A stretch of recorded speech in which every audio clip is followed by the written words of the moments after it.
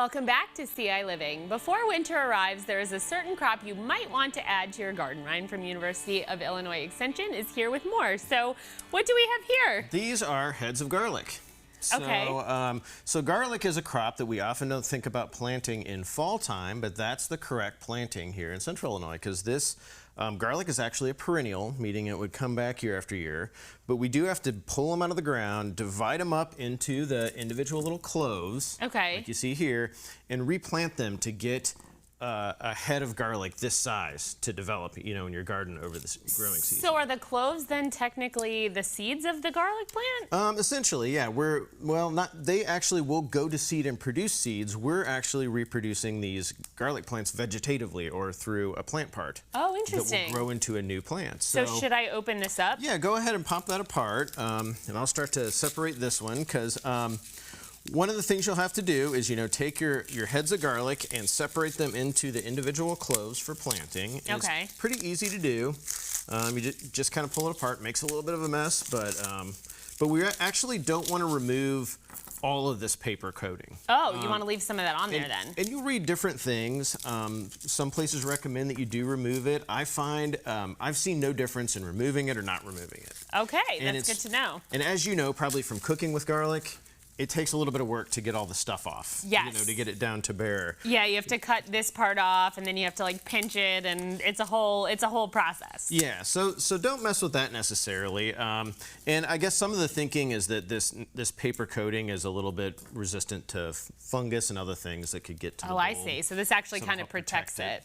So when we plant it in the fall, though, one of the important things that happens over the winter time is garlic meets then its chilling requirements to start to flower and to produce a bulb then. So it requires so many days of cold in the ground over the wintertime for this to then start to grow and produce another head of garlic from just this one little clove. And so this is something then that is unlike the tomatoes and peppers that we talked about previously. This one you would want to put in the ground as opposed to starting in your house and then transplanting. Is that correct? Yes, because if you plant in the spring, you don't necessarily meet that chilling requirement, which isn't as big of a deal for soft-neck garlic. Right. Hard-neck garlic, like this variety, really needs that chilling requirement. I see. And another difference, there's hard-neck and soft-neck garlic. Another difference is really the storage time. So soft-neck garlic is going to store for a lot longer.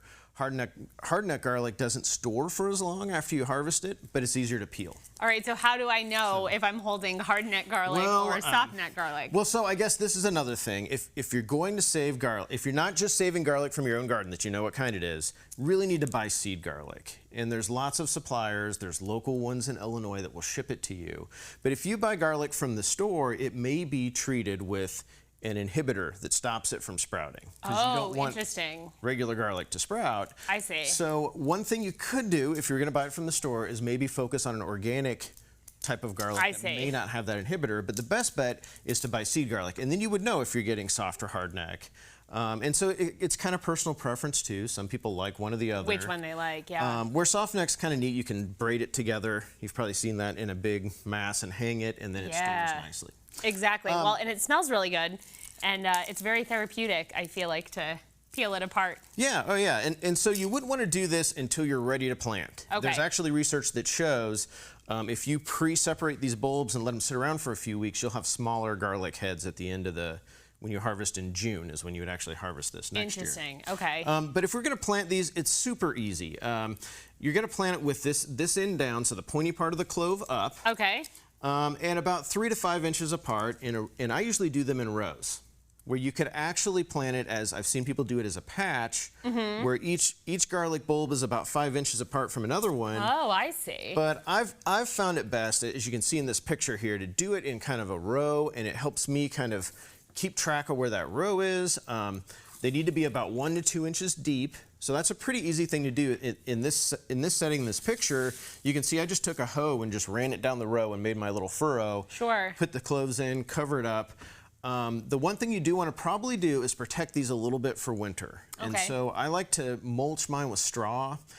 Here you can see garlic in about June, or maybe that's May or so. Yeah. Coming up in the garden through that straw. That's what's in the foreground there that you see.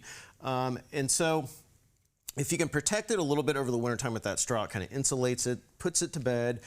you may get a little bit of green growth before wintertime hits, and that might die back. So, Gotcha. So really we want to plant late so that this garlic bulb is not spurred to grow a big giant stalk that's going to die back in the wintertime. Right. But that it develops some roots. So then going into the springtime, it's already got some roots developed. It's ready to go. So it has a solid foundation. Yeah. Well, Ryan, thank you so much for being here and for teaching us all about how to garden. I really appreciate it. Yeah, thank you.